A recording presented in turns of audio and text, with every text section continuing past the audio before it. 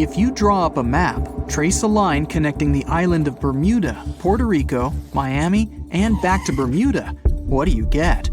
The infamous triangle, known for swallowing thousands of ships and aircraft over the centuries. But there's a new mystery to this already enigmatic place. Something's lurking deep in the waters below, and it's leaving bizarre clues of its existence. Splash! Your submarine hits the water surface. You descend 100, 1,000, 2,000, 3,000 feet. It's getting darker. The sub's walls creak as the pressure grows. Over 1,400 psi. It's like the weight of a grand piano squeezing every square inch of your body from all sides. You've made it to your destination. All that's left is to spot the beast. Just in time. Among the black void, you see a bright green glow off in the distance. It's getting closer. As it approaches, it gets bigger. This is it! The creature that's been leaving strange circular markings on fish, dolphins, whales, and even other sharks. Behold, the cookie cutter shark! Don't let its size fool you. It may be no longer than a bowling pin, but this creature is a parasite. It attaches itself to other marine animals using its neatly arranged, serrated teeth. With one bite, it fills its belly, detaches, and goes on about its day. Its mobile snack also swims away with its life. The only evidence of this rendezvous, a cookie-shaped mark on its body. Don't assume you're safe in your submarine. These bold little guys have been known to go after subs too. You decide not to risk the shark punching a hole in the only thing keeping you from being squished to a pulp by the surrounding water. You journey on to meet other bizarre creatures lurking in the Bermuda Triangle. At twice the depth, you'll find the dragonfish. Unlike other deep-water inhabitants, these things produce light in the infrared range. Blue and green is what other fish stick to. This gives the dragonfish a huge advantage. It provides itself with light that other marine dwellers just can't perceive. Things that want to eat the dragonfish can't detect this light, as well as the critters the dragonfish likes to feed on. A truly unique deep-sea dweller is the vampire squid. Neither vampire nor squid, or octopus, this thing is a unique species of its own. It has the largest eyes compared to body size of any animal on the entire planet. When the vampire squid feels threatened, it curls its arms up and around its body. Essentially, the thing turns itself inside out. Another animal to avoid down here is the terrifying bobbit worm. It buries itself in the seafloor, leaving a small part of its body out. It waits for dinner time with its pincer-like mouth parts open. What's on the menu? Other worms and fish that can be 7 times bigger than the bobbit. It uses its 5 antennas to sense when lunch is close enough to snap. In an instant, the worm launches forward and grabs its lunch with its mouth parts. It's not done yet. Once it's got its jaws locked onto its lunch, the worm injects it with venom and pulls it down into the burrow to feast. One of the deepest trenches in the Bermuda Triangle is the tongue of the ocean. This is also the secret breeding grounds of tiger sharks. You'll instantly recognize them thanks to those darker gray tiger stripes on their sides. They're the second largest predatory shark species after the great white. And with a big size comes a big appetite. Marine mammals, smaller sharks, stingrays, and green turtles are all on the menu. If you ever come face to face with a tiger shark, hopefully not, remember this: you can tell the fish's age by looking at its stripes. They fade over time, so the younger the shark, the more pronounced its stripes. There's plenty of zooplankton in the Bermuda Triangle. These are, usually, small organisms that are essential to the ocean's food chain. But get this, if nothing ate them and they were left to grow out of control, zooplankton would cover the entire world in layers and layers in just 4 months. Oh, and the largest type of zooplankton is the jellyfish. Jellyfish were around long before dinosaurs. You probably know your body is 60% water. A jellyfish is 95%. So if it gets washed onto the shore, after a few hours, most of its body just evaporates into the air. There's also a jellyfish that lives forever.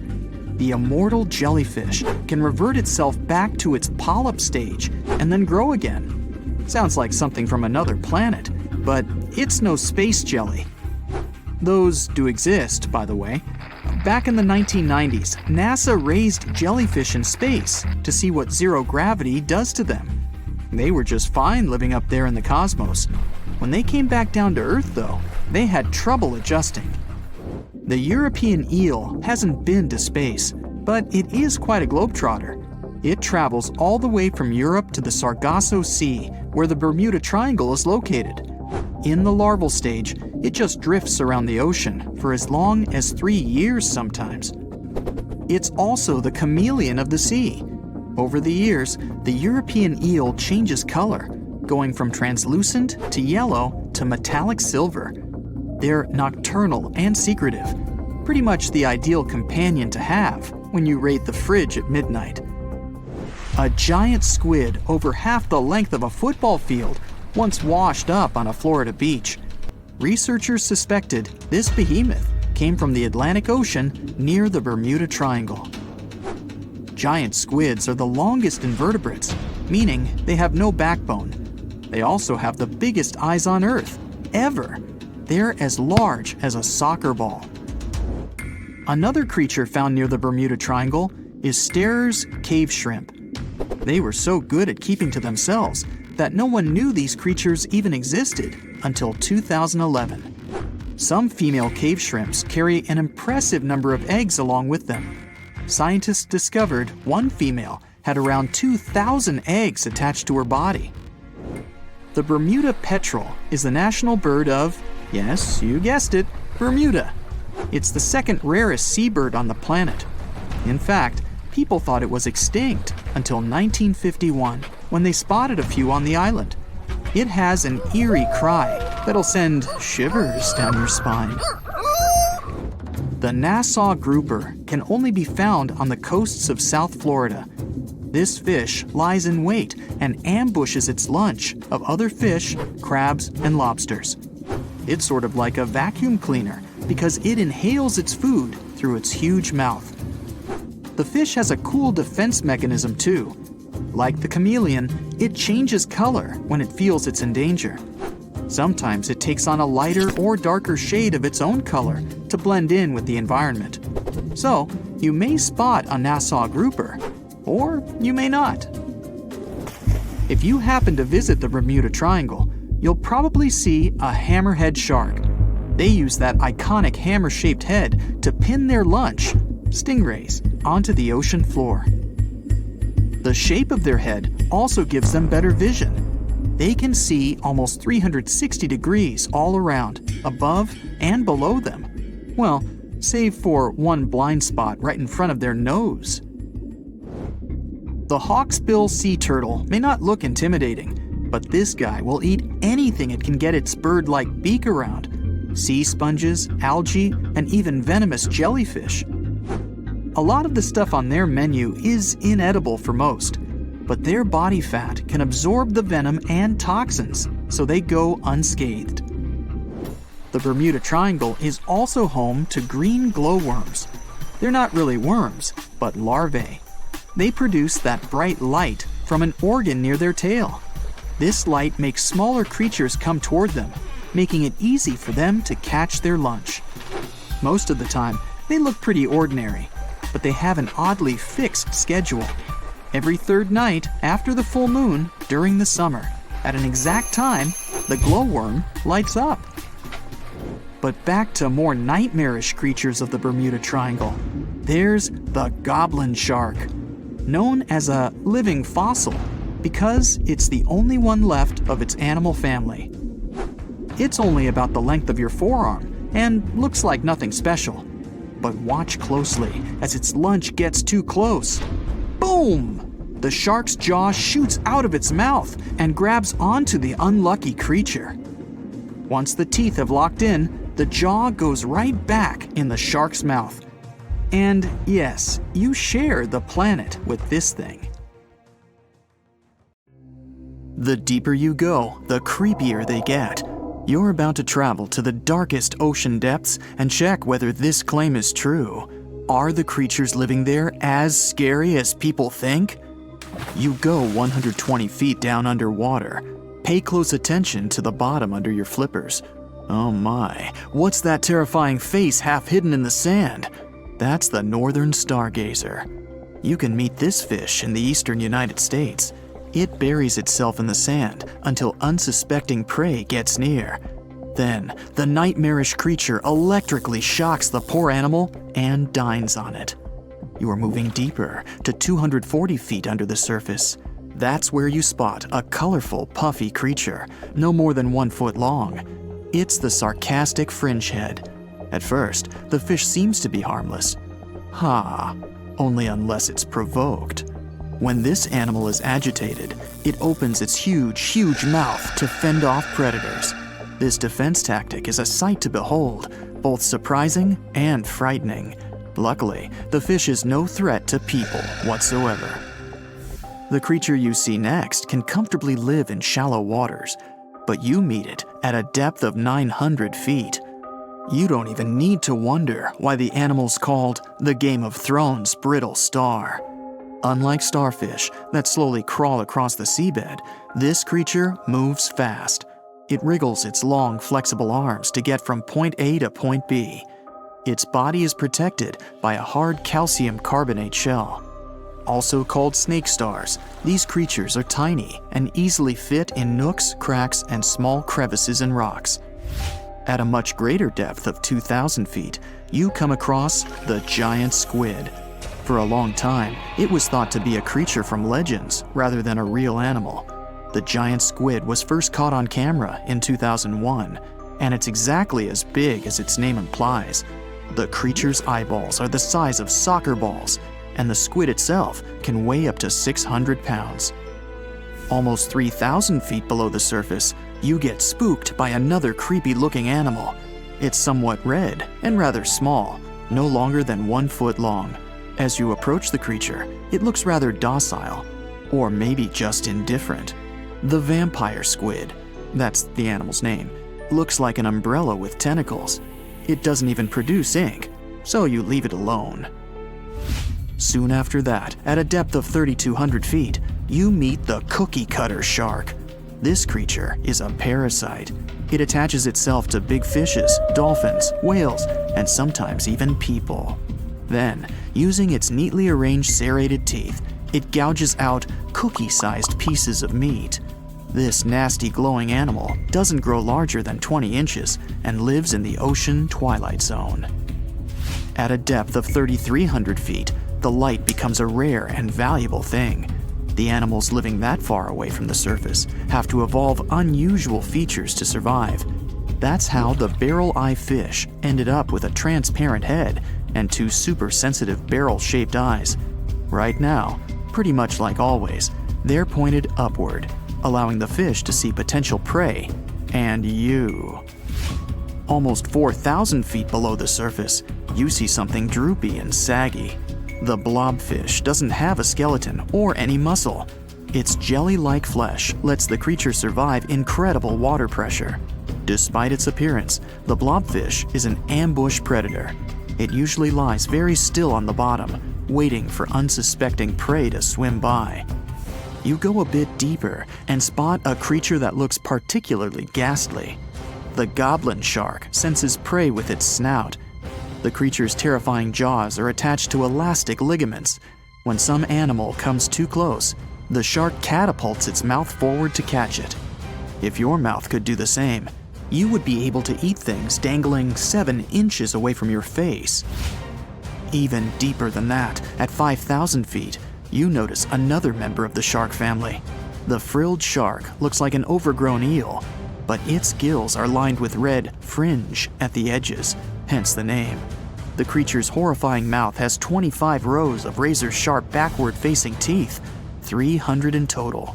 The shark prefers to hover in the water, waiting for its prey to come closer. Then, it charges at it like a snake. Suddenly, you see something glow brightly like an electric bulb. But after coming closer, you recoil in horror. The creature looks like an upgraded eel equipped with oversized teeth. That's the deep-sea dragonfish that can live at a depth of 6,000 feet. Chemical processes going on inside the fish's body produce an eerie red glow. This glow is used to communicate with other fish. At the same depth, you meet another deep-sea inhabitant. Its most prominent feature is its huge mouth. Thanks to it, the gulper eel can swallow its prey whole.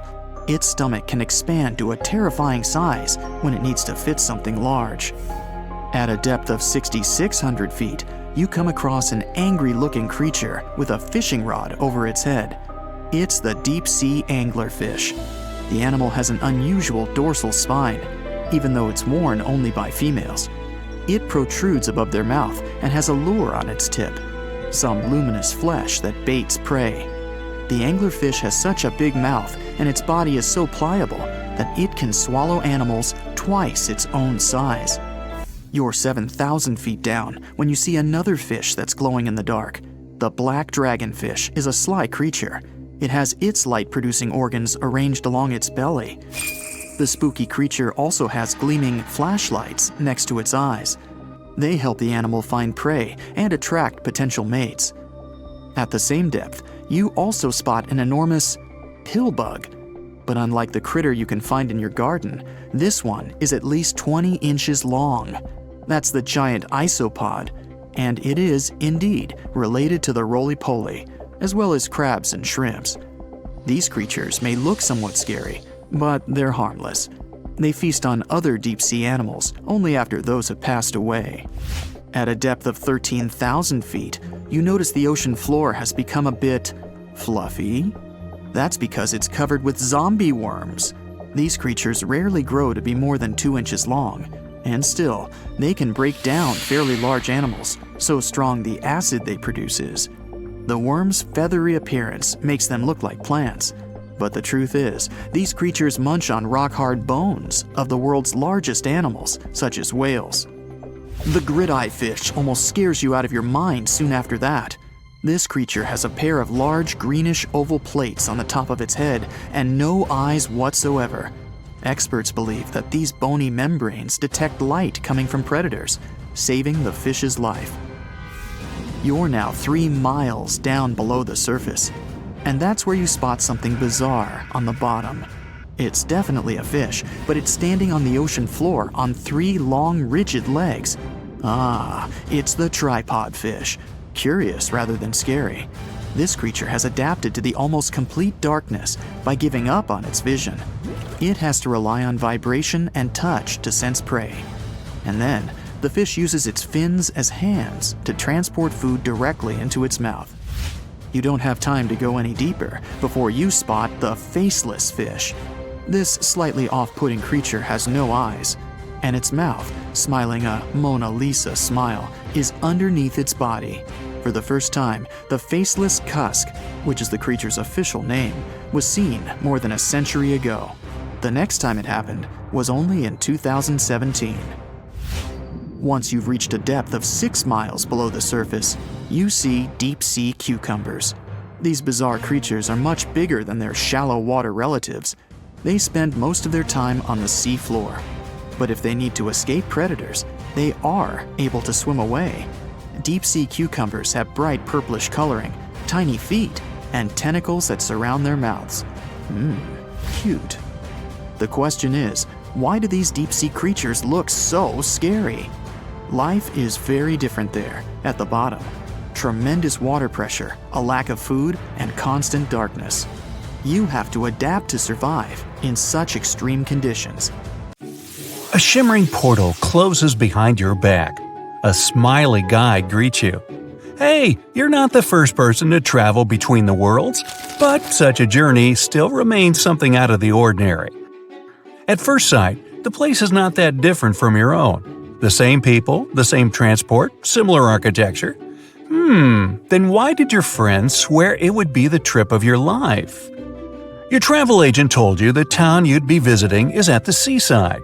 That's why you ask your guide if you could spend some time near the ocean. He gives you a funny look, but agrees. The day's brilliant, sunny, and hot. It feels only natural to take your clothes off to get some sun. After a while, you get up to go have a swim in foamy waves. But your guide grabs your arm. His grip is unexpectedly strong, his face anxious. No, it was risky enough to come to the beach and stay so close to the water. And now you're going to take a chance with your life? Huh? That's all you can answer. There must be some misunderstanding. What's so dangerous about this beach? Rip currents? The guide suddenly calms down. Don't tell me you don't know why people from your world travel here? You shake your head, and the man starts to laugh. When he's done chuckling, he becomes serious and mutters, "Okay, I'll show you something you won't be able to forget. Ever. Let's go." You walk along the beach, keeping more than enough space between you and the water. What surprises and worries you the most is the eerie silence. The only sound you can hear is waves hitting the shore. No kids cheering, no surfers riding their boards, no fishers waiting for a good catch.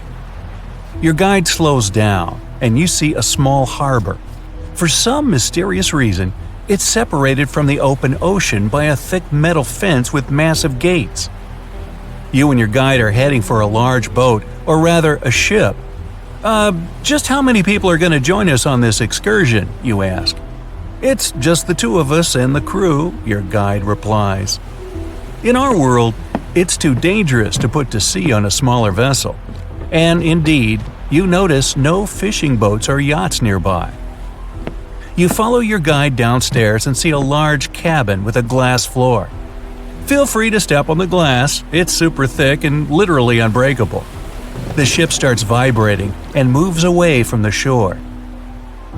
You're watching the rocky bottom, corals, and schools of colorful fish pass by. The water under the ship is getting darker. All of a sudden, your guide whispers, "Here it is." The creature is enormous, longer than a semi-trailer and almost as long as the vessel you're on. Its body shape resembles that of the modern-day monitor lizard, but longer and more streamlined. This makes the animal more fitted for swimming. Its limbs are short, with webbing between fingers. It also has a wide tail with a broad triangular plate on it. While swimming, the critter keeps its body stiff to reduce the drag through the water. The only thing that's moving is its mighty tail. As soon as you manage to get your voice under control, you scream, "A dino!" Nope, your guide doesn't agree. It's a mosasaur. They aren't dinosaurs.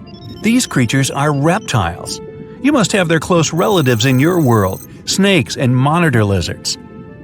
The mosasaur you see is one of the largest species, which are quite rare.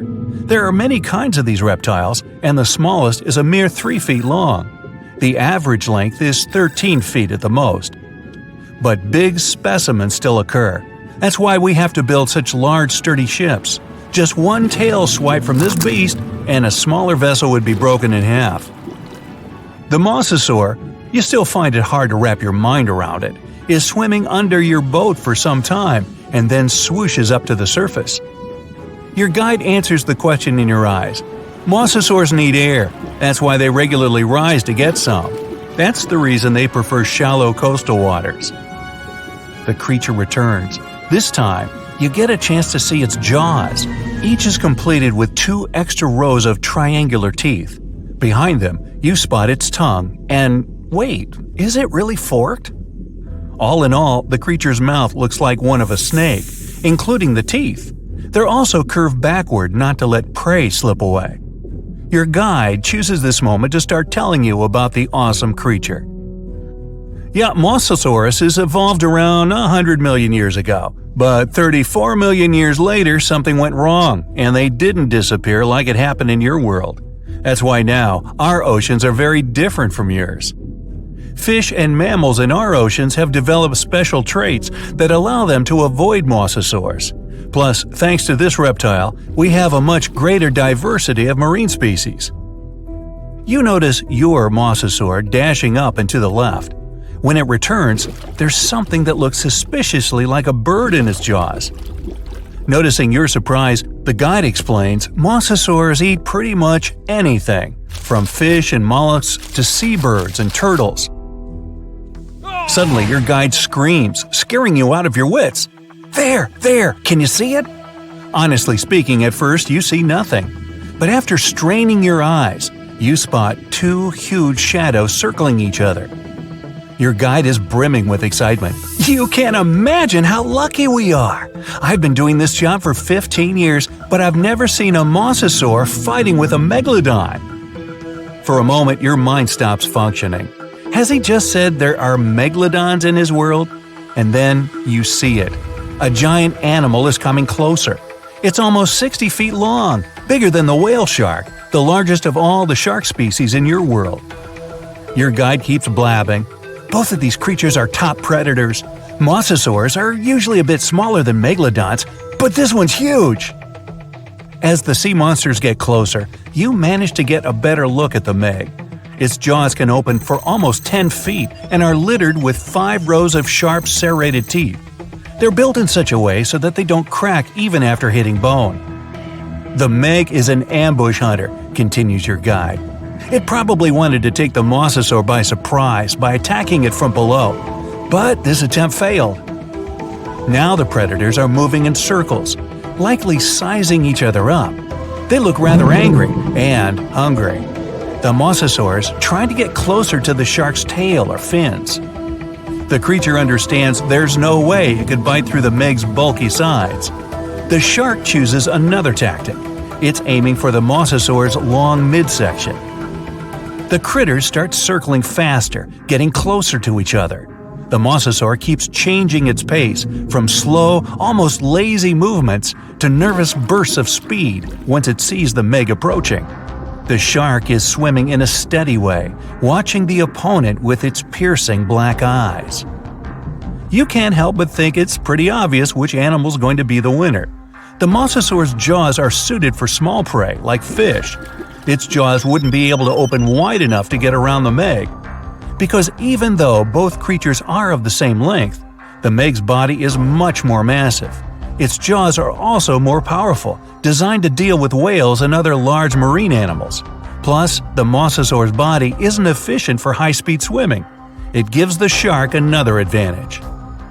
In a flash, the Meg twists its body and rushes at the mosasaur. Its maneuver is not to let the enemy get an upper hand by striking from below. The two powerful creatures clash each other. You see the mosasaur try to maneuver out of the Meg's way, but to no avail.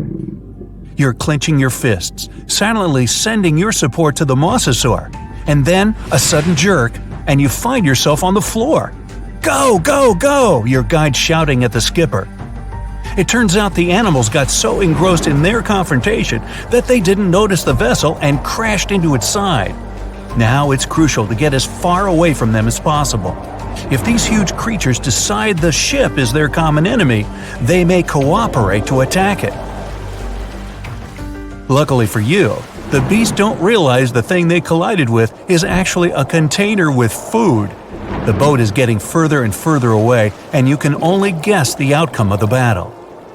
Too soon for your liking, you reach the shore. The guide, who still looks thoroughly stunned, drives you back to the portal. You, similarly awed, thank him and step through the shimmering veil. You're clutching at a mosasaur tooth in your hand.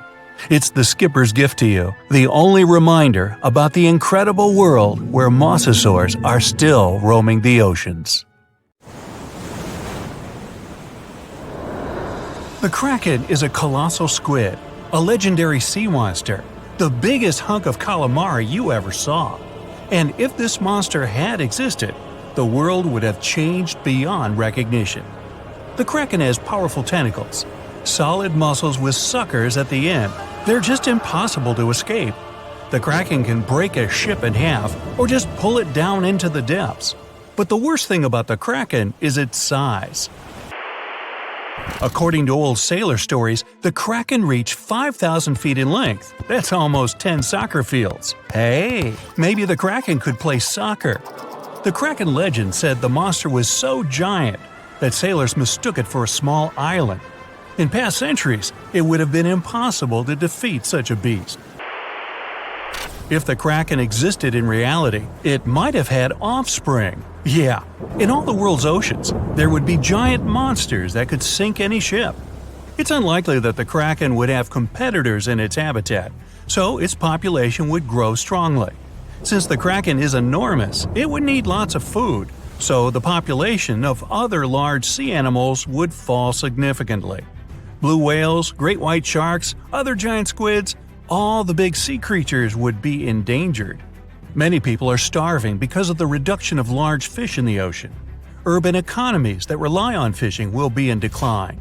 Prices for small fish around the world are getting more expensive because it's unsafe to fish. To defeat the kraken, you need powerful weapons, but the monster is tough to catch.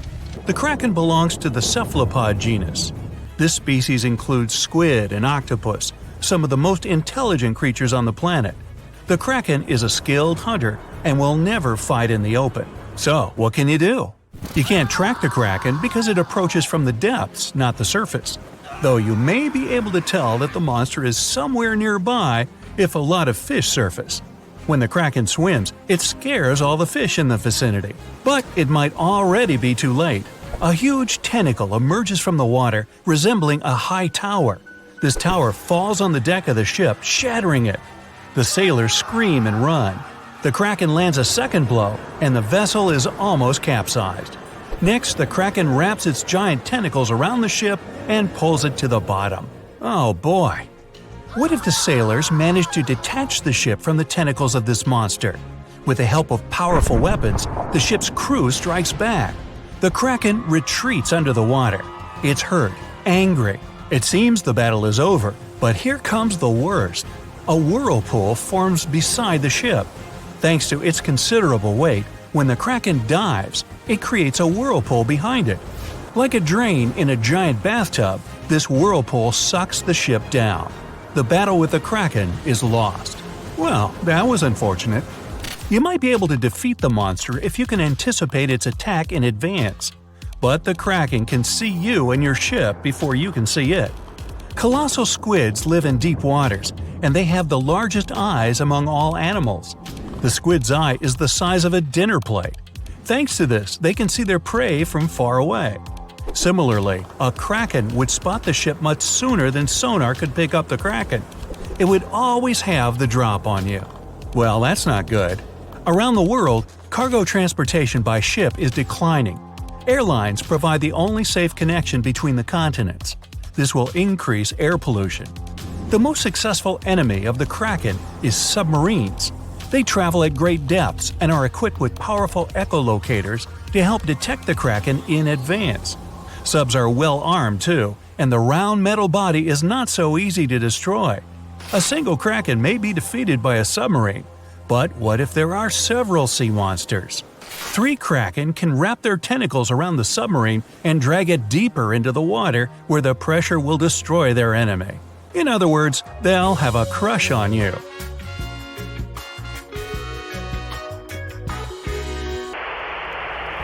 The existence of the kraken will have dramatically changed the development of many countries. What if Christopher Columbus, on his famous journey, noticed an island that he thought was the New World? He approaches it, but tentacles emerge from the island and sink Columbus's ship. The colonization of North America is delayed, maybe until airplanes are invented, and the first crewed flight wasn't until the 20th century. There would be no Hollywood. There would be no hamburgers, no famous American music playing. There wouldn't be YouTube, which means you wouldn't be watching this video right now. Worst of all, the internet wouldn't exist either.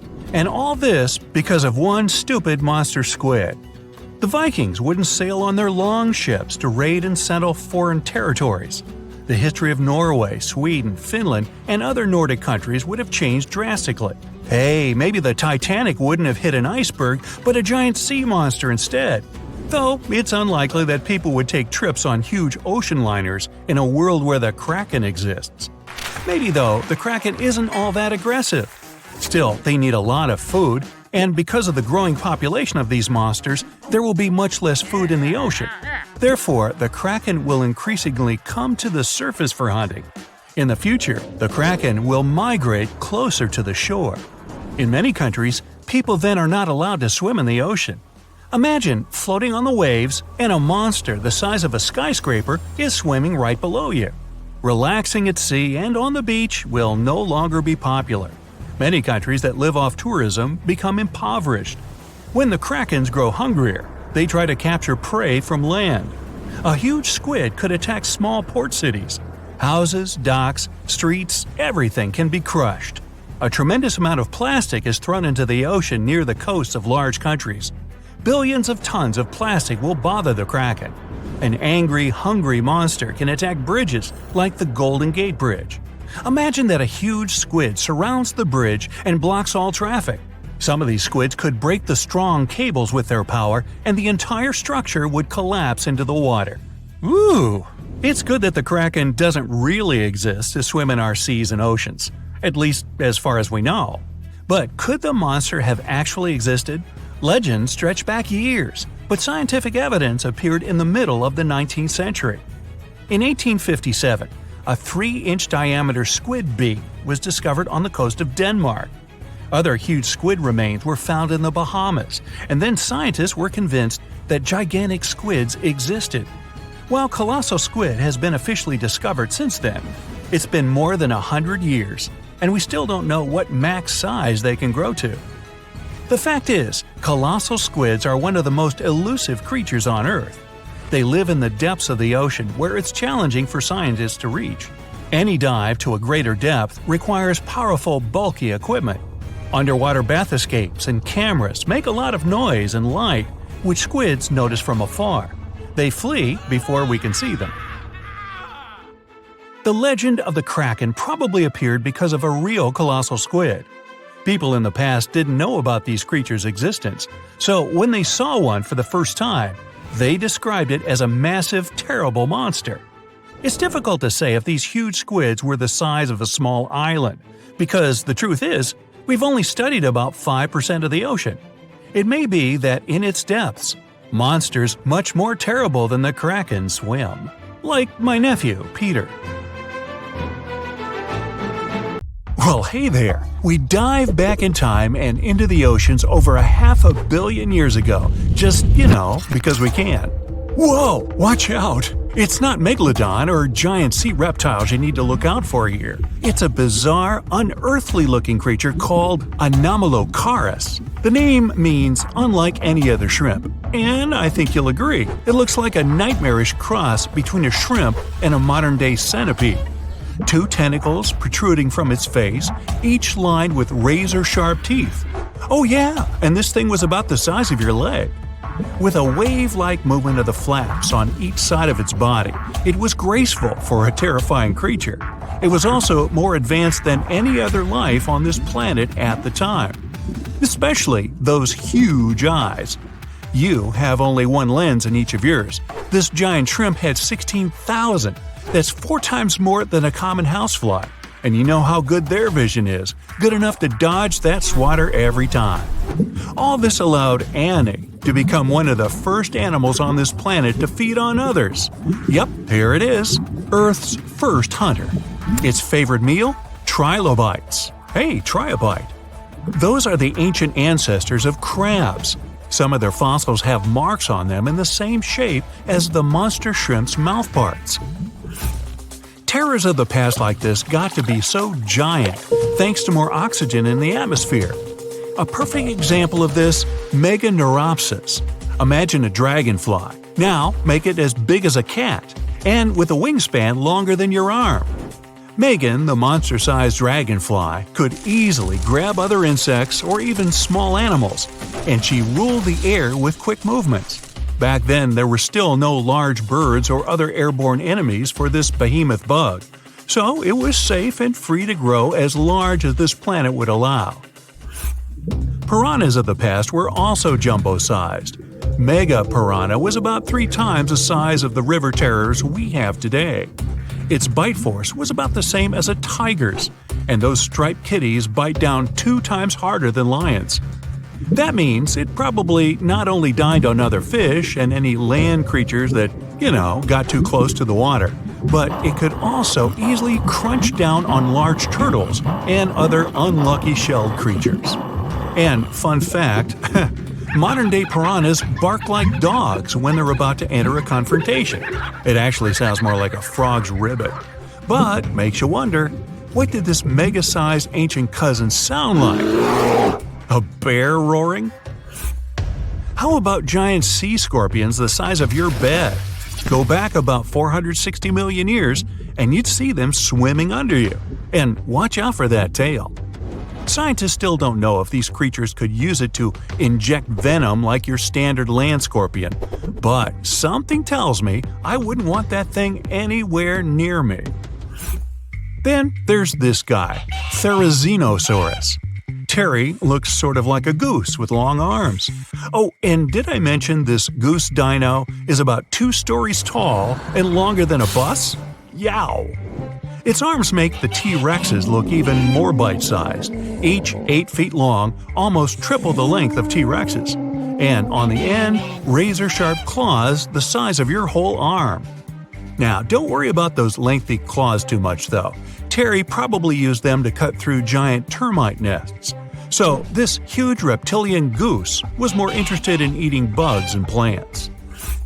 Another mega monster for you, Megatherium. The giant ground sloth could look a giraffe straight in the eye and weighed as much as a hippo. It moved mainly on its hind legs and used its massive tail as support.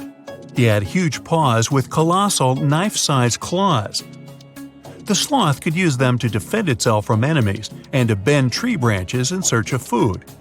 But the biggest danger to the giant ground sloth wasn't dinosaurs or saber-toothed tigers, it was our own species. Yep, humans showed up just in time to meet this fellow, and to, eat him up. Titanoboa was a terrifying 50-foot snake, as long as the great Megalodon itself. It was also more than 2 times heavier than the heavyweight champion among snakes today, the green anaconda. Crocodiles were a regular on this serpent's menu. Titanoboa could swim 3 times faster than the fastest Olympic swimmer our species has ever seen. It was quicker and more dangerous in the water than outside it. And don't forget the boa part of its name. This massive snake wasn't venomous. Instead, it liked to squeeze. Remember that giant shrimp from earlier? Well, Opabenia looks like its teeny-tiny finger-sized cousin. And instead of 2 toothy tentacles, this thing had a vacuum hose coming out of its face. On the end of that trunk, what looks like a single crab claw. Add 5 eyes and a mouth under its head, and you've got a recipe for something not of this planet. Only it is. This creature used its trunk like an elephant does. Its claw grabbed food from the bottom of the ocean and brought it up to its mouth. This thing is so weird-looking that, apparently, when the scientists who discovered it presented his findings to an audience, they all laughed as if he were joking. Now, a real-life monster, the Tully monster. From a distance, it looks a bit like Nessie, that long neck and teeth-lined jaws. But get closer, and you'll see it's more like a long nose with a mouth attached at the end, like a mosquito. Its eyes are further back, sticking out of tubes all snail-like. Tully was an ancient mollusk, about the size of your forearm. It probably dined on jellyfish and shrimp 300 million years ago. Thylacus smilus will put a smile on your face as long as you don't get too close. No, it's not a relative of the saber-toothed tiger. It was a marsupial, making it more related to a kangaroo than anything. And if you compare them to body size, its fangs were actually longer than a saber-toothed tiger's. And they grew continuously. As for that beard on its chin, that's actually all chin. The lower jawbone grew down to a point under the mouth. Those fangs were rooted to the skull, going way back to its eyes. When the mouth was closed, that bony beard protected the long, sharp teeth from breakage. Staganapolis, not to be confused with Minneapolis, might look like a big crocodile with a squished-in snout, but it was mostly harmless. Its small head and very few teeth meant the reptile didn't have much to work with when protecting itself. That's what all those armored scales were for. And no need for huge fangs or long rows of razor-sharp teeth when you're a plant eater. That beak-like tip on its nose allowed the stag to dig up plants. So, really, this reptile was more like a 10-foot scaly pig than a croc. Basilosaurus was a type of ancient whale that lived on our planet about 45 million years ago. Not quite as long as a blue whale, but this guy was still big enough to munch down on other whales and even sharks. Some people believe these monsters could still exist today. Eyewitnesses claim to have seen a giant sea dragon, and Basilosaurus fits the description. Plus, 90% of our oceans are unexplored. There's plenty of space to hide a sea monster. But scientists haven't found any fossils of this ancient whale younger than 3.7 million years. So, this myth is busted. Stegosaurus is one of the most recognizable dinosaurs that ever lived. It can easily be distinguished by those huge spikes on its tail and the bony plates on its back. It was twice as long as a giraffe and nearly 5 times heavier. But compared to its body size, it had the world's smallest brain. It was no larger than a dog's.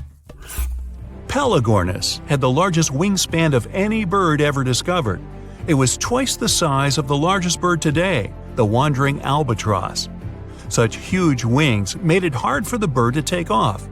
It could only do so by jumping off cliffs. And when it finally spread its wings, this giant could only go about 40 miles per hour. The fastest bird today can reach speeds 5 times that.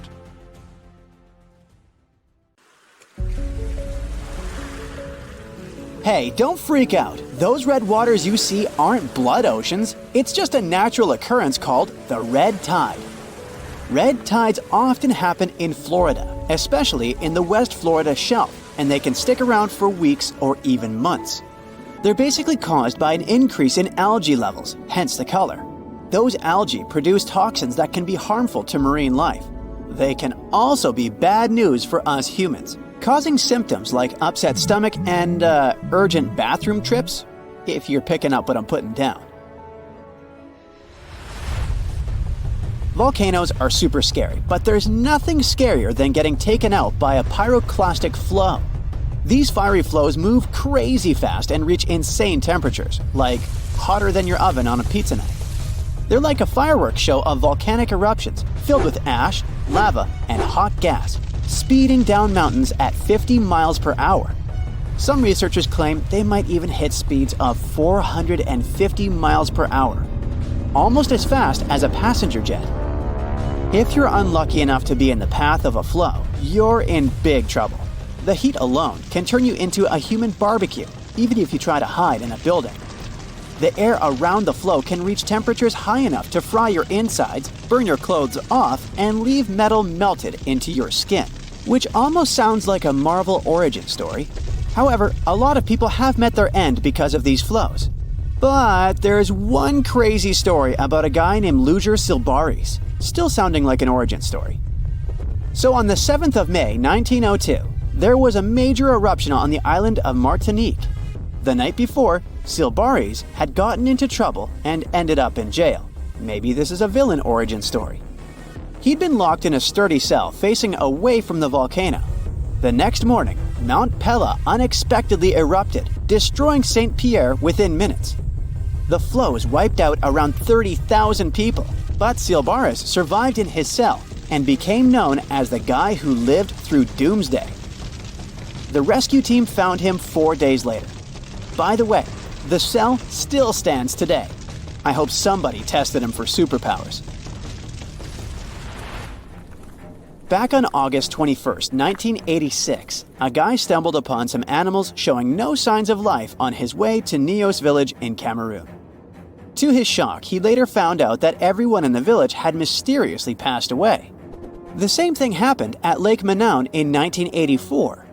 Turns out, those tragic incidents were caused by something called limnic eruptions, which are pretty rare disasters where carbon dioxide suddenly bursts out of lake waters, creating a hazardous gas cloud.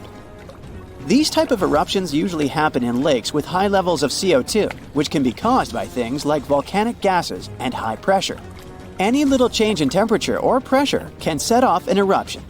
So, experts have started looking into ways to safely release CO2 from lakes like Manaus and Nios in order to lower the risk of more disasters in the future. In March 2024, a video captured a terrifying moment of a woman disappearing into a sinkhole while browsing through a Chinese department store. Guess she got more than she bargained for. Ha ha ha ha. Moving on. The scene unfolded as the floor beneath her gave way, sending her plummeting into the abyss.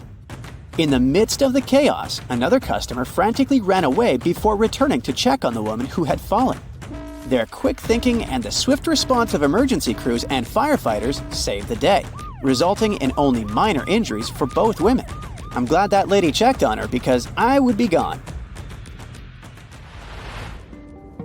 An anvil cloud is basically a big cloud made of ice particles that forms at the top of really tall thunderstorms, or those huge cumulonimbus clouds. The flat top shape is caused by the air rising in the storm and spreading out when it hits the stratosphere. That's why it's called an anvil. It looks like the tool metal workers use. Duh. The air from the anvil cloud is cooler than the stratosphere air, which keeps it from going any higher. You can spot anvil clouds from really far away, sometimes over 100 miles. Often you might see streaks of snow coming from the edge of the cloud known as virga. The snow disappears before hitting the ground because of the dry air. If you notice clouds poking through the flat top or bubbling up, it's an overshooting top, a sign of a super strong storm. Anvils are known for producing dangerous lightning. Normally, lightning comes from the bottom of a storm, but anvil clouds can produce really powerful lightning from the top. This lightning can strike out of nowhere, even from up to 30 miles away. So keep an eye on those anvil clouds if you see one forming nearby. Lahars are no joke. They're basically fast-moving, super dangerous streams of rock, ash, and water that come down the slopes of volcanoes. It's important for everyone to be aware of them. Scientists, policymakers, and even us regular folks. By understanding how lahars work and their potential impact, we can try to stay safe when volcanoes start acting up. Saving lives during natural disasters is the name of the game. There are two main types of lahars: debris lahars and mudflow lahars. Debris lahars are full of solid stuff like rocks and ash, while mudflow lahars are more waterlogged and sludgy. Lahars can be triggered by the rapid melting of snow or ice, heavy rain falling on loose volcanic material, or even a crater-like eruption. The volcano's characteristics and presence of water are key factors in how lahars form and move downhill. When lahars come barreling down mountains at speeds of up to 120 miles per hour, carrying loads of debris, it's a recipe for disaster. Unless you have a surfboard, but I doubt you'll have a surfboard on a volcano. Just saying. Also, it won't work. Going to the beach for a sunny vacation is the best. There's nothing like basking in the sun, feeling sand between your toes, and hearing waves crash against the shore. But even though it's all relaxing and picture perfect, always keep an eye on the water and never turn your back on the ocean. You may know about rip currents and tides, but have you ever heard of square waves? It's a real thing, and it can be pretty scary. Square waves, also known as cross seas, happen when two swells meet, forming a unique square pattern that looks like a checkerboard. They can be found along coastal areas, and while they are rare, they can create waves up to 10 feet high and make it tough for boats and swimmers to maneuver. If you find yourself in the water with square waves, you might feel like you're fighting against two different currents. The best thing to do is to not go too far out to begin with, and get out of the water as soon as the waves become too strong. Square waves are more dangerous for boats and ships, so it's best to stick to the shallow waters and stay safe. Whirlpools and maelstroms are powerful natural forces that have scared sailors for years. They happen when certain weather and current conditions come together just right. Most of them are safe if you stay away, but let's see what they really are and how they form. A whirlpool is basically water that starts spinning when two currents meet, or one current hits something solid like a wall. They can be big or small, depending on the speed of the water and waves. Most aren't dangerous, but there are also maelstroms, which are large, forceful, and violent whirlpools, caused by ocean tides and narrow straits. Tidal currents in places like Norway's Saltstraumen and Mockstraumen can create massive whirlpools. Scotland's Corryvreckan whirlpool is one of the world's largest. Other examples of whirlpools can be found in Japan, Canada, and New Zealand. Are they portals? They're definitely not portals.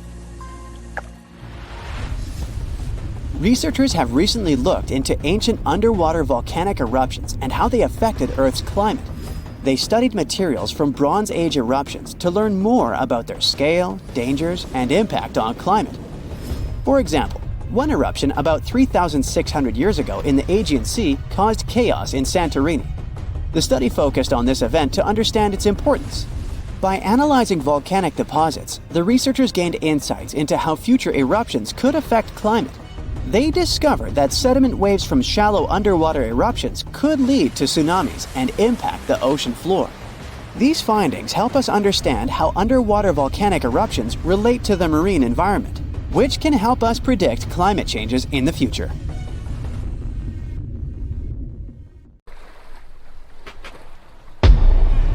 Many terrifying animals live deep beyond the waves, like this vampire squid living 3,000 feet below the surface in almost complete darkness. This animal has a cloak, like a vampire's. That's why it's called the vampire squid. Deep down at the bottom, it can't use ink to defend itself. So this animal has developed an unusual tactic. It glows slightly to scare away predators. If this tactic fails, the vampire squid can turn its body inside out, revealing tiny spikes. When you translate its scientific name, Vampiroteuthis infernalis, it literally means vampire squid from the nether. Despite its terrifying looks, it's a harmless ocean animal. This previous creature was not from space, but this object definitely is. Before Elon Musk found a way to reuse rockets, NASA would simply drop old ones after launching astronauts into space, most of the time in the ocean or deserts. In 2012, Jeff Bezos launched a mission to find the Apollo 11 rocket. They found it by using sonar, but it was in terrible condition. It was sitting on the bottom of the ocean, not far from the predicted site. They were able to rescue the engine and reconstruct two of them. The most famous lost city is Atlantis, but sadly, we still haven't discovered it. However, Heraklion was also just a myth until one British pilot saw something that looked like a city while flying over the Mediterranean Sea. He reported it, and 60 years later, a group of divers went there. They were shocked when they found an entire city underwater. It was loaded with artifacts that could tell us a lot about the history of the place. Now it's one of the best underwater archaeological sites in the world. It's believed that the rising sea caused the whole city to go underwater. The Titanic sank in 1912. The wreck was claimed to be officially discovered 74 years later. In reality, though, a fisherman found the Titanic 8 years earlier while fishing in the Atlantic Ocean. He was pulling out his net when he spotted a head stuck in it. Luckily, it was just a doll's head. Years later, after the fisher had passed away, his son sold the doll to a doll collector. She did a lot of digging and research on every person who had a porcelain toy on the Titanic. She found the owner of the doll. Ava Hart was on the Titanic and had a doll with her. Ava survived the catastrophe by a miracle, but her toy didn't. Hart even wrote about the doll in her journal, and every detail matched the toy found by the fisherman.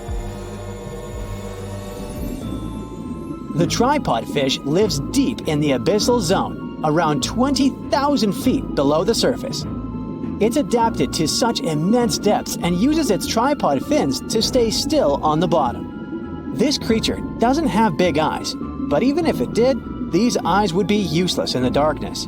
Instead, the tripod fish uses its fins like antennas to detect any movement in the water. This creature doesn't have much luck when it comes to its love life, so it had to develop unique tactics to reproduce. One fish can be both male and female. The next bizarre creature is the lizardfish. It has tons of razor-sharp teeth, a huge mouth, and really big eyes, which it uses for hunting. All this makes the animal look freaky. The lizardfish lives at depths of around 11,000 feet in the midnight zone, where there is zero light. This freak of nature basically eats everything it can fit inside its mouth, from small fish to other lizardfish. On the other hand, when they see other reptile fish, they probably fall in love instead, because finding mates at those depths is not an easy task. Like the tripod fish, the lizardfish can be both male and female at the same time. When you think of a river, you usually picture it on land. Still, nature is quite unpredictable, and it created a river flowing under the ocean in California. It's running at a depth of around 2 miles. This river has everything that an ordinary river has: sunken logs, trees, and rocks. And despite its uniqueness, it's not the only one in the world. There are also others in the Amazon and Greenland. A terrifying creature was discovered near Angola's coast by a remote operating vehicle. It looks like it doesn't have a head or a body. It was sitting at a depth of around 4,350 feet below the surface. After doing research, scientists concluded it wasn't anything from a sci-fi movie. It was just a cluster of siphonophores stuck together. In 2015, some random guy was diving in Caesarea, and something shiny caught his eye. He reached out, grabbed it, and realized it was a gold coin. After that, he examined the bottom and found out that there were many more. He reported the incident to the local authorities, and they concluded that he had found Arabic treasure. The coins were made of solid 24-karat gold and were a few thousand years old, but due to the perfect salinity and temperature, they looked brand new. The coins belonged to a ship carrying cargo. It was caught up in a storm and unfortunately sank. One of the weirdest things ever discovered was found in the Baltic Sea. It's an anomaly that looks as if it was created by a different civilization. It was discovered by Swedish researchers, and they basically had no idea what it was. They had to ask tons of other scientists for their opinions. When you look at this formation from above, it's 200 feet long and looks exactly like a fallen spaceship. It's hard to believe that it's a natural formation, but spoiler alert, it's totally made by nature because the Baltic Sea has gone through many erosions throughout history. Most likely, the bizarre formation is the result of these processes. A group of divers in Madagascar were shocked when they found this 7-foot monstrosity of a knife on the seafloor. The speculation started immediately, and many said that the knife was from some giants that had fought megalodons and lived on Earth thousands and thousands of years ago. That could make a nice story, but the knife is most likely a movie prop that was lost at sea. One of the ocean's most bizarre animals is the frilled shark. It's believed that this fish is the reason for all those sea serpent stories that sea explorers of the past wrote about. These animals live pretty deep in the ocean, but sometimes they can be seen in shallow waters. It's super rare, but possible. The frilled shark has a big mouth sporting around 300 teeth. It also has a long body that looks like a lizard's, and it is truly a unique species of shark. Its prey can be half of its size because this shark's stomach is like that of a snake, and it can swallow huge fish or crustaceans. Spotting a few worms in your garden is no big deal, but after seeing a 26-foot long one in the ocean, you will make your wetsuit a little wetter. This worm is super rare, and it's completely harmless to humans. It's actually not a giant worm. It's a cluster of zooids that are stuck together in a worm-shaped formation. They usually only eat plankton, bacteria, and other tiny things that can be found in the ocean. Probably the scariest thing in the ocean that is 100% real is the magna pinna, which can be found at crazy depths of 20,000 feet below the surface. This monster looks like an underwater Slender Man, but it's just a squid with really long tentacles that can reach a terrifying size of 8 feet. This guy has only been seen a few times, and basically, we don't know much about this creature so far. It was one of the biggest creatures ever to roam the earth. It was longer than your average school bus and could easily weigh more than 10 elephants combined. But where did it live? How did it end up having this size?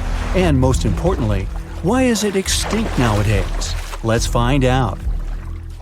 The Megalodon was the largest predator ever known in our planet's history. In terms of its location, the Megalodon lived practically in all waters on our globe, except near the poles. The reason why there were no Megalodon teeth found in Antarctica is probably that the gigantic creature adapted to only warm tropical and subtropical waters. The younger ones liked to keep to the shores, while full-grown adults preferred coastal areas, but they could easily move into the open ocean as well.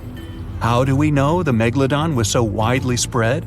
We can only presume, based on the fact that they discovered the most northern fossils off the coast of Denmark and the most southern in New Zealand. The discussion of how the Megalodon got this size is still open in the scientific community. They recently found out that not all the specimens from this fascinating species reach the same huge size. This has to do with a little something called the Bergmann's Rule, which says that the temperature of the surrounding environment affects the animal's body size because they either need to conserve or shed heat. The megalodons that reach cooler waters probably needed more body weight to make sure they survived in low temperatures. On the contrary, those living in warmer waters had to be smaller to avoid burning up. But what did this enormous fish look like? Most modern depictions show the megalodon resembling an enormous great white shark.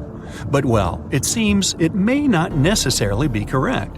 The megalodon likely had a much shorter nose and a flatter jaw that looked almost squashed when compared with a great white shark. It also seems to have something in common with the modern blue shark: extra long pectoral fins. They needed these to support their weight and size while navigating the planet's waters. Lastly, the lady megalodons, seem to have been about twice as large as the gentlemen. As for their offspring, even a small megalodon was enormous, at least 6.5 feet from nose to tail. How do we know that? Because specialists have stumbled upon megalodon nursery habitats in Panama, Maryland, the Canary Islands, and Florida. Even the piles of used diapers were enormous. Nah, not really. Surely the scariest aspect of the megalodon's looks was its mouth. I mean, think about it. Megalodon had whales for dinner, so it obviously needed to open its mouth wide enough. Scientists have estimated that its jaw would span a mind-boggling size, 9 by 11 feet wide. Just to paint you a better picture, that means it could have easily gulped down 2 adult people side by side. Wait, which 2 adults? Those impressive jaws also feature 276 teeth. Based on modern reconstructions of the force of its bite, it looks like it may have been one of the most, if not the most, powerful animals of prey ever to exist. For comparison, humans can have a bite force of around 1,300 newtons. Today, great white sharks have been estimated to be able to bite down with a force of over 18,000 newtons. The megalodon tops all the records, with an estimated power of bite up to 10 times greater than that. It could basically crush a car with very little effort. Its teeth were also pretty amazing. Similar to sharks, the megalodon was fast in replacing its broken or worn teeth. With 4 or 5 rows of teeth in its mouth, it basically acted like a conveyor belt, growing back damaged or missing teeth within about 48 hours. This means that an adult megalodon probably would have grown several thousand teeth throughout its lifetime. It was nice of them to do that, though, since it's probably one of the reasons why megalodon teeth are so common in fossil records, and we're able to study them properly. To maintain its impressive physique, the megalodon had to eat somewhere around 2,500 pounds of food per day.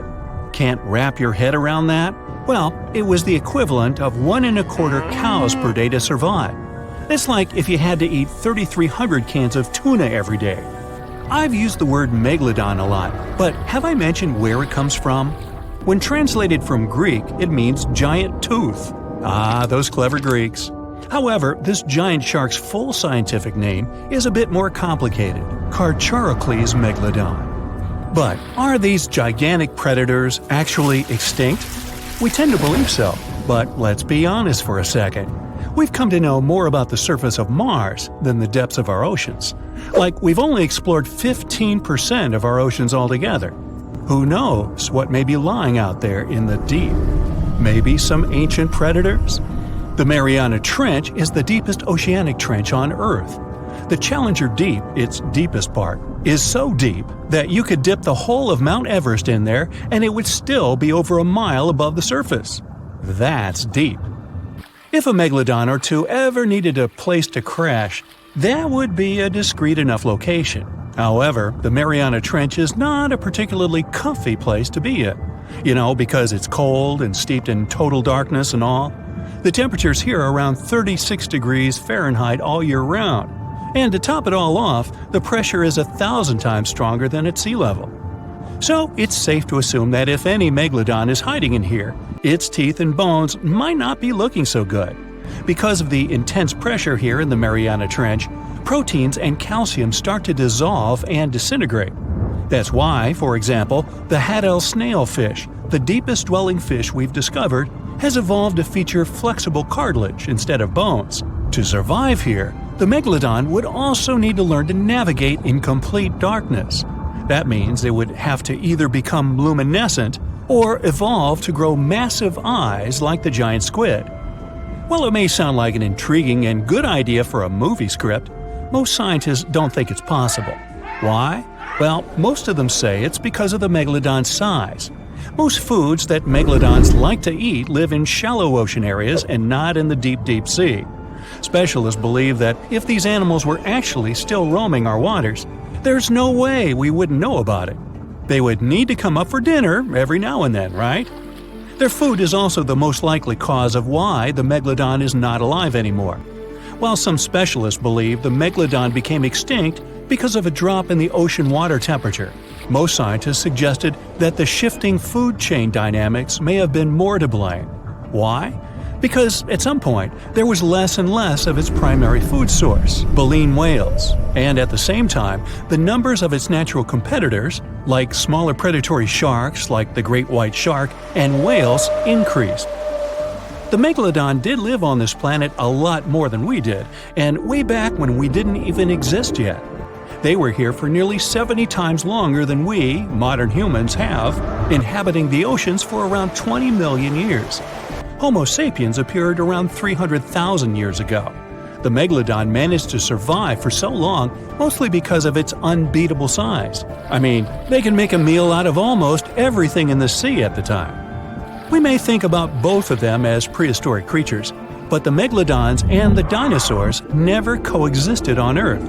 The dinosaurs probably died out about 66 million years ago. Megalodons seem to have appeared a bit later. That's because the oldest megalodon fossils we have yet discovered are from the Miocene epoch, which began 23 million years ago. So long, Meg!